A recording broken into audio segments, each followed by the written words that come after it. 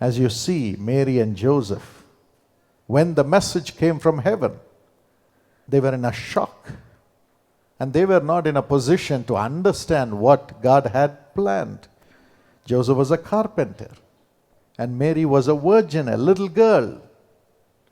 And they didn't know what life was all about. They didn't have experience. They didn't have great authority to rise up in the world and accomplish many things. God chooses the foolish. God chooses the weak. God chooses the humble. God chooses people who have no experience. God chose them. But when the message came to them, they never said, "Konja irunga, enga appa amma kitta kettu vandarren." There was a little girl in Sunday school, and the teacher was teaching the class all about heaven, glory of heaven. So, after that, she asked, "How many of you would like to go to heaven?" Everybody's hand went up except one girl's hand. And she asked, "Daughter, don't you want to go to heaven?" She began to cry. "I want to go to heaven, madam. But my mommy has said, after the Sunday school, you should come straight home. You should not go anywhere." So Mary also could have thought, I have to ask my mommy. She was a little girl, maybe just 18 years old, or just 16 years old, virgin, just then.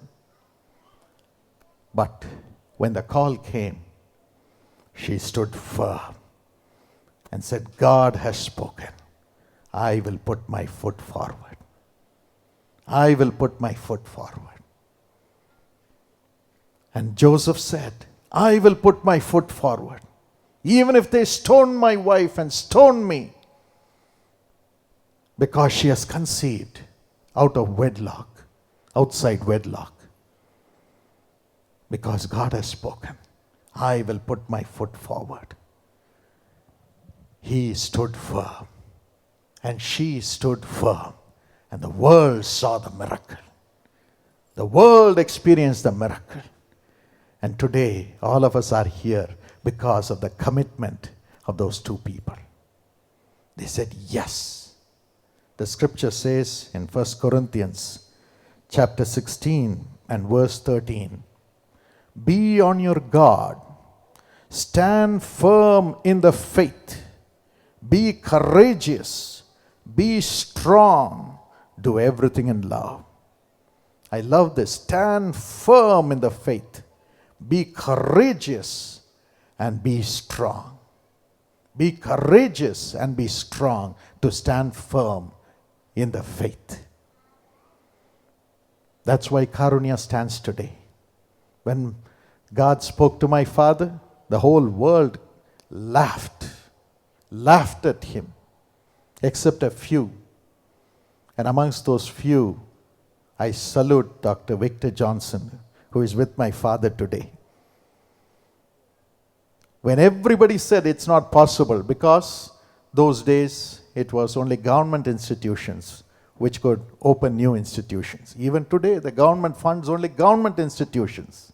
1,000 crores, 2,000 crores, 20,000 crores. And the private institutions are left in a lurch, but questioned more. But those days, no private institutions. But God spoke to my father and said, "Build a university." The Christian group laughed and said, "Oh, he's going to start a business. Now he has a lot of black money, he's starting business." When we were in debt, we were suffering. And the educationalists said, "It's not possible, this prophecy will fail." But when my father announced it, the governments brought a new law that private institutions could start universities, or rather colleges. When God speaks to you and you stand firm in that plan of God and you put your foot forward, being courageous and strong, God will make the government to pass the laws to fulfill what you preach, what you say, what you prophesy. And God's will come to pass. That's how Karunya came to pass. Because somebody was courageous to believe God. Somebody was courageous to stand firm. That takes courage. And today, Karunya stands and you are standing. And the Lord told me today to tell you that that seed of courage is in you. You're not here to look at your problems, your suffering, your financial tribulations, the market conditions. You are here to hear the voice of God. Because only through you, a university can be built. Only through you, a company can be built, which will produce solutions to world problems. And once you produce a solution, the whole world will come to you. When somebody produces chocolate, the world comes to Nestle or Cadbury's because what they need is given. A sarbat man produces the best of sarbat, and there are thousands and millions. A man makes alwa. There is a Iritikada alwa shop. It is one of the most insignificant shop, but he's making millions and crores